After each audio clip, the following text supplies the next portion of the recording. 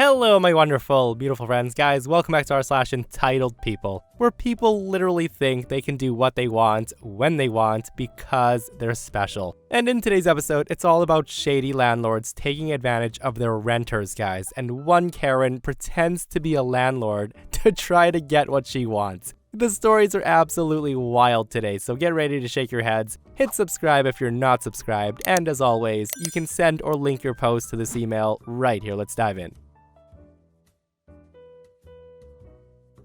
So here's some backstory. I live downtownish by an outdoor sports stadium that's within walking distance. The stadium is 2 blocks from my house, and on this day, there was a football game going on and some sort of event, so it was really busy. Now, the stadium parking lot usually is enough, but with an event like this, it draws a lot of people. So as you can imagine, parking fills up really quickly, and people start looking for empty parking lots around the area to park in, or in the neighborhoods where I live. The street in front of my house is lined with cars. And here's another thing. Common sense is no one's allowed to park on private property unless they're told they can. So I'm just sitting in my living room watching TV when I look out the window to see a van pulling in the driveway. I just watch, thinking that they're using my driveway as a means to turn around. But surprise, surprise, the van straightens out, the car turns off, and out comes Karen. At this point, I clue in that someone might be using our driveway as a parking spot for the big event. So I get up and go out to the driveway. The woman was just starting to get her kids out of the car when I open the door and shout at her. Now I want to note that this took like 5 minutes, so nothing too long. But the conversation went like this. I ask her, "Excuse me, ma'am, but do my parents know you?" Karen replies in a snarky tone, "Why would your parents know me?" I respond, because we usually only let family and friends park in our driveway. And if you're looking for a spot to park for the football game, I'm sorry, but you're gonna have to go somewhere else. Karen responds, "No, I'm not going anywhere. There's no one on this driveway." I tell her, "Ma'am, you really can't park in our driveway." The woman gets on my nerves and she asks, and why's that? To which I respond, because it's private property and Before I can get another word in, Karen interrupts me and says, "Do your parents own the house?" I respond, "Excuse me?" Karen repeats herself and says, "Do your parents own this house?" Me, being completely honest, say, "No, we actually rent from..." She then cuts me off and says, "Then you have no right to kick me out of your driveway if you don't own the property."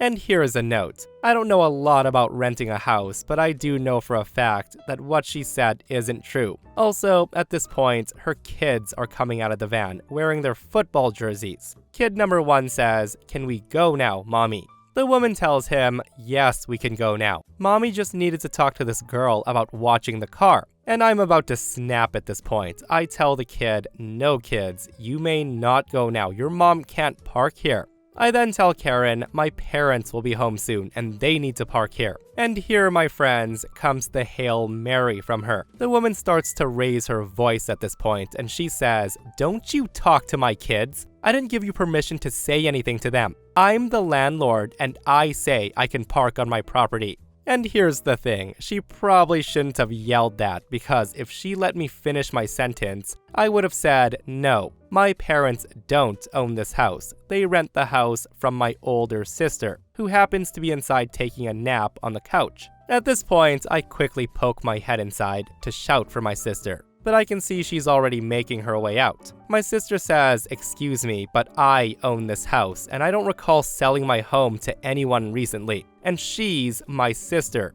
gesturing to me. At this point, Karen realizes that she messed up, and she says, "Well, since you're here, I want your permission to park here. There's no other spots and the game starts soon. You don't want my kids to miss their very first football game, do you? We're late." My sister responds, "Well, that sounds like a you problem. If this is your kid's first football game, you should have taken the time to come early to find parking. Now get off my property or I'll call the cops." And Karen retorts with, "Well, I'll tell the cops you attacked me and forced me off your driveway." My sister then points to the camera and says, "You know that's recording you right now, right?" At that, Karen loads her kids in the van and she screeches out of our driveway, but not before giving us one last loud "F you, bitch, and your stupid house" before driving off. Guys, typical Karen behavior, right? Threaten to lie to the cops and then resort to name-calling when she doesn't get what she wants. Like the entitlement of some people. I can't find parking, so I'm just gonna take up a spot on the driveway. A driveway that belongs to a random person. And seriously, pretending to be the landlord was a wild move though. And in my opinion, OP should have let her walk away after that smug line and then gotten her van towed. That might have taught her a much needed lesson. So my landlord was a terrible human being. And honestly, calling him a human is even pushing it. Here's a few things he's done to me over the past 3 years. Number 1. He stole my dryer and other household products that are in the common area. Number 2, he made me pay for a plumbing repair, which was deemed normal wear and tear. And number 3, he tried breaking into my house multiple times, saying since he owned the property, he can do what he wants. Like the guy thought he owned me since he was the landlord. The list goes on and on though, and this apartment was nowhere near nice. I found out the plumbing was illegal, the porch for years had several safety issues, the ceiling was moldy, the paint was chipping, the gas heater was not up to code, and so on. I finally got my chance to leave after he wanted to raise my rent $500 a month. The guy will do anything and everything to get more money out of his tenants, even resorting to scare tactics. And this is when I decided to get back at him. I called the building inspector 4 days before I left, and I told him everything. The porch, when he finally replaced it, didn't have a permit, and it was definitely not up to code. I told him about the plumbing and the heater, and I went on and on. The inspector came over the very next day, and I saw him taking measurements. Each violation is $500 a day until fixed. I honestly don't know what happened, but my goodness, did it feel good to finally get back at that entitled D-bag. He's at the very least on the town's radar. A week before I moved out, he tried telling me that I needed to be out at a specific time. I never responded, and where I live, that's not how it works. The guy tried to make me miserable up until I left. He even tried to threaten me with the police if I wasn't gone by the time he gave. Well, I went to the police myself that morning to warn them. The landlord did come by to threaten me and harass me, and I called the police. They came and they informed him that I was in the right. And you should have seen the look on his face when there was nothing he could do. Long story short, he broke into my apartment when I left to take my things to storage, to nail my door shut. I told police to get the supervisor because I was over being harassed by this guy. And go figure, he left before the supervisor could get there. I'm positive he knew he'd be arrested on site. I got the police report and they're charging him with a felony for breaking and entering. The lesson here is don't be a jerk to good people who are renting from you. They might fight back.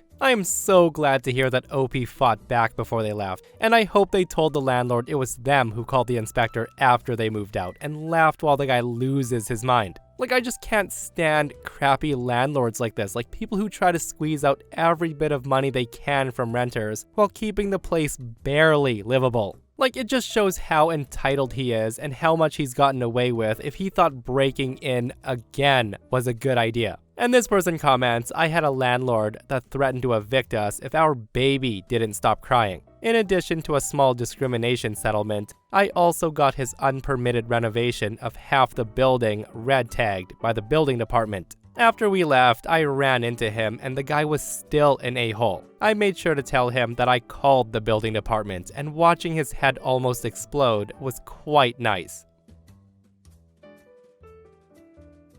So here's some context. I live in Germany, which has extremely strong tenants' rights. I've been living in my apartment for about 8 years now. About a year after I first moved in, I get a letter from the company that owns my apartment building. In short, it said this. It said, Dear Mr. X, we're canceling your existing rental contract. If you wish to continue renting this apartment, please sign this new contract with higher rent or move out within 30 days.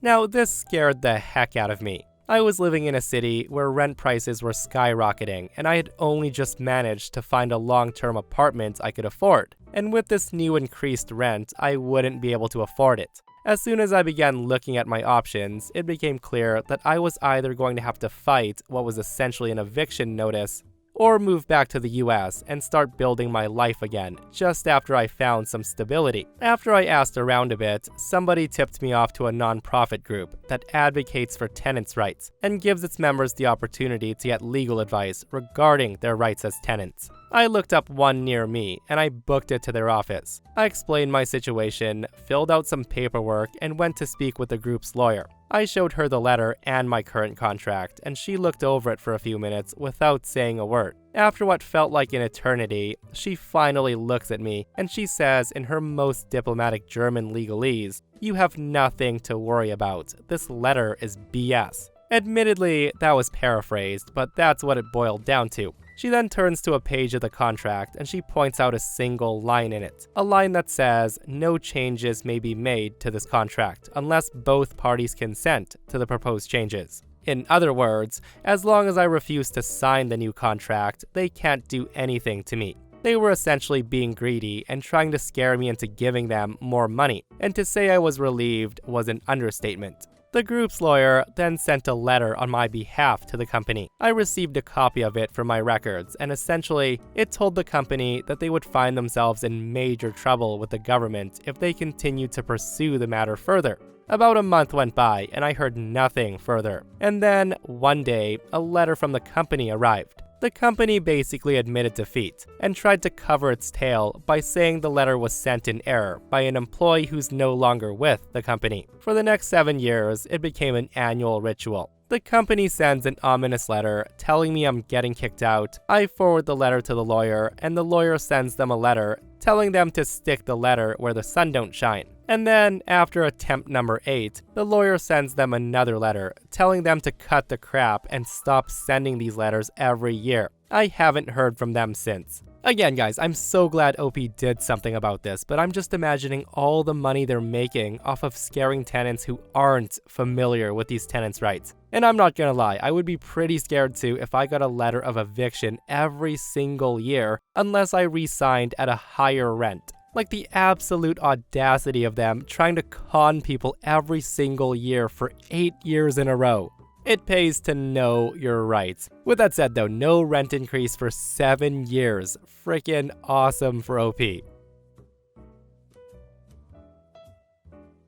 This took place back in 2018. I had a temporary internship in California at a large tech company, so I took a recommendation from a friend about a room for rent. I would be living with 5 other people, but otherwise, it looked fantastic, with a spacious common area, multiple huge TVs, full amenities, community rec center, all for $650 a month, utilities included. I contacted the landlord, whom I'll refer to as Crappy Landlord. The guy seemed fine on the phone, so I sent him my security deposit to move in a month later. When it came time to move in though, I discover a few caveats that came with this low rent price. The common areas were nasty, it was dusty and gross. None of the 3 large TVs worked properly, and if I wanted access to the rec center and pool, I would need to pay $80 a month membership fee. I just thought to myself, whatever, it's not the end of the world, especially at the relatively low price, I'll survive. But then, it got worse the coming months. The idiot landlord decides to charge us an extra $20 a month for paper towels and public cleaning supplies.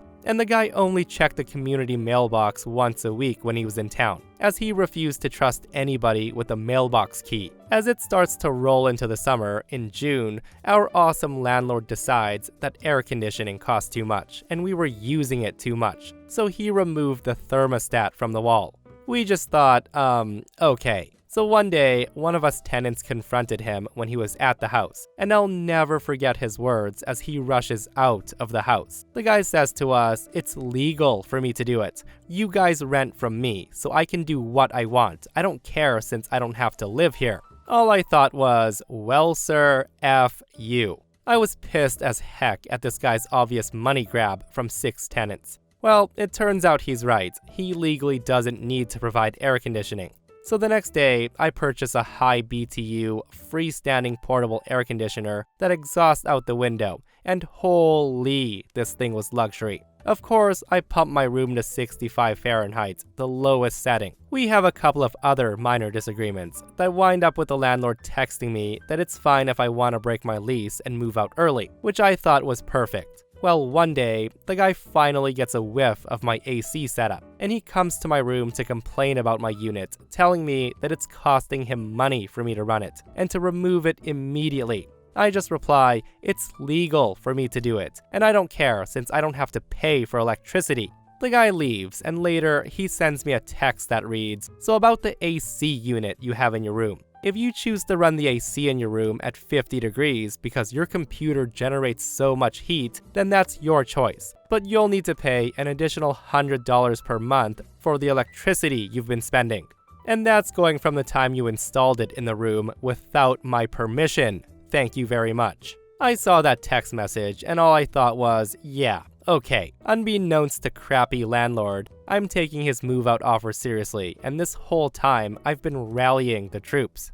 All the tenants have been upset with the living conditions, so with some minor encouragement, I managed to convince 2 of the other 6 tenants to move out with me at the same time. I finally submit our notices of intent to vacate at the same time, barely a week after my previous conversation with the crappy landlord, and the guy's pissed. He was trying to get me out of the house, but now he has 3 rooms to fill instead of just 1. I then asked about my legally mandated pre-move-out inspection, and in no uncertain terms, he told me to go F myself. He said he's too busy to perform an inspection. Again, I thought, well, that's illegal, but okay. So then it comes time to move out. I find another room for rent much closer to my office for only $100 more per month. We all move out, and I text the landlord about my security deposit. I get no response. I text again, no response. You can see where this is going. So with that, I spend days and days reading the law, and compiling evidence and screenshots and listing the laws that were broken. The smoking gun was the statute that requires a pre-move-out inspection and a list of things to fix. Also, an itemized list of deductions within 21 days, or else the landlord loses the right to withhold any of my deposit. In addition, he would be subject to treble damages if he's found to be acting in bad faith. So with that, I text again and again. I give him plenty of leniency, and I even cite the laws I can prove in court that I'm acting in good faith, and that the landlord intentionally ignored the laws that I made him aware about. And here's the thing. This idiot landlord probably thinks I'm a young pushover college student who won't follow through with legal threats. Well, sir, we're going to court because I'm petty as heck when it comes to people trying to F me over and squeeze me for every dime they can. I file in small claims for $650 plus treble damages plus court costs, and landlord files a counterclaim of $2,000 for damage to the property, claiming that I caused flooding and I broke a microwave. And I'm thinking, okay there, buddy. In response, I gather testimonies from 3 of the other tenants, and I build my case into a 40-page packet of evidence, complete with page numbers, a table of contents, and descriptions for every screenshot and photo. I make 3 copies of everything, and I submit it to the court and the defendant, crappy landlord. The court date is set for November, and I leave the state just before Christmas, so just in time to appear in person since my internship ends and I fly home in December. He starts filing requests to postpone the trial. He cites a doctor's appointment, and the motion is granted. The court date's scheduled for a month later. It's in December, but still before I fly home. The new court date approaches, and he files another request to postpone, citing another doctor's appointment. Somehow, that motion's granted as well, and we're rescheduled again to January. So January rolls around, and surprise, surprise, guess who's got another doctor's appointment, conveniently on the same exact day of the trial. This time, it's denied. The court finally got sick of his BS and denied the motion because he can't prove he scheduled the doctor's appointment prior to the court date being moved.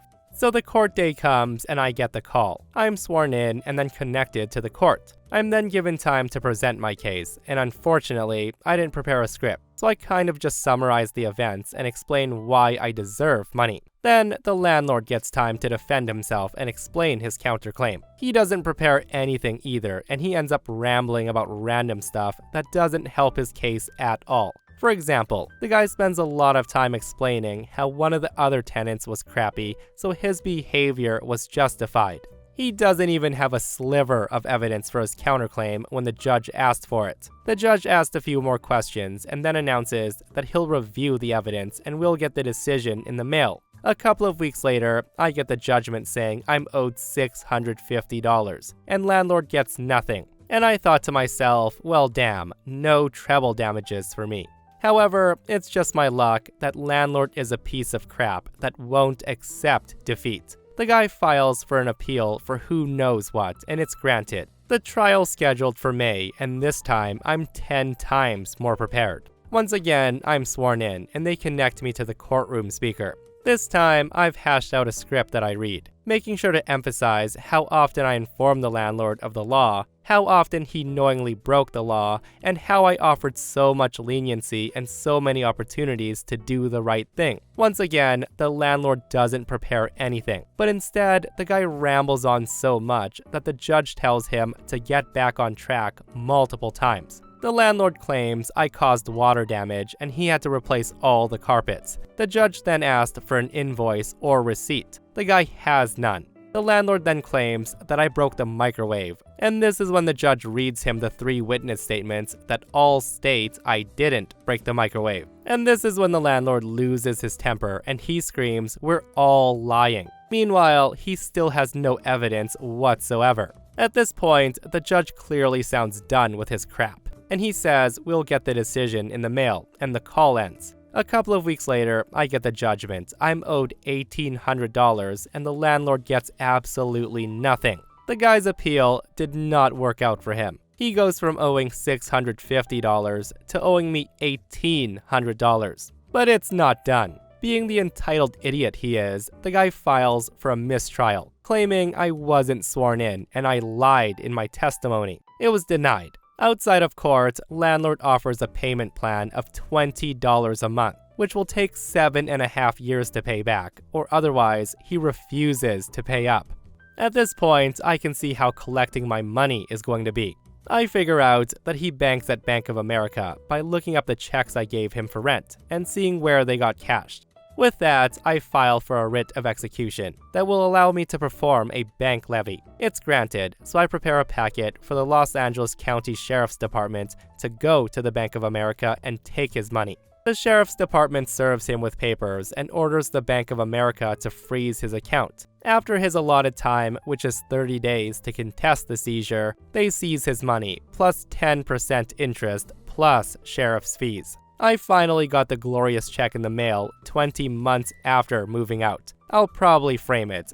The total was $1,893.91. He should have just paid me the $650 he owed me. And my goodness, he should have, right? Like, I don't know what the landlord's master plan was here, but it backfired horribly on him. Like, why keep taking somebody to court when you're always coming unprepared with no defense? And seriously, OP getting the sheriff's department to seize the money for them was so satisfying. Like, imagine the look on the landlord's face when the guy realized he wasn't going to get to be petty with his $20 a month for 7.5 years.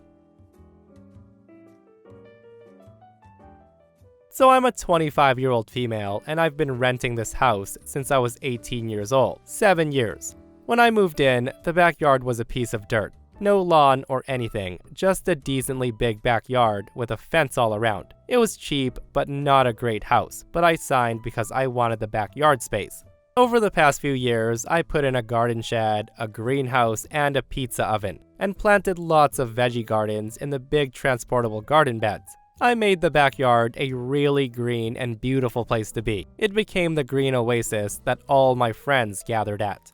Well, a few months ago, my landlords let me know that they were planning to sell, and my final move-out day was a week ago. When I left, I brought my garden with me to my new place. Nothing in my last backyard was directly planed into the ground, and nothing was permanent. I dismantled the sheds, the greenhouse, loaded up all the pots and garden beds into a truck, and cleared the backyard in 3 days with a lot of help. My former landlords are furious about this. They demand that I return the backyard to the former state, because apparently they listed the house for sale with pictures of the backyard, and the potential buyers were walking away from the house when they saw the barren backyard. They're accusing me of stealing their plants and wrecking the backyard. And legally, I'm fine. My contract said I could garden, and I have lots of photos from the real estate walkthrough before I moved in that show that the backyard was in the same state I found it. The same real estate signed off my final inspection, and I got my deposit back. I've received mixed responses though, because I saw the landlords taking pictures of my backyard before I left. And I didn't make the connection because, in my opinion, when pictures of a house has furniture in it, you don't expect to get the free furniture.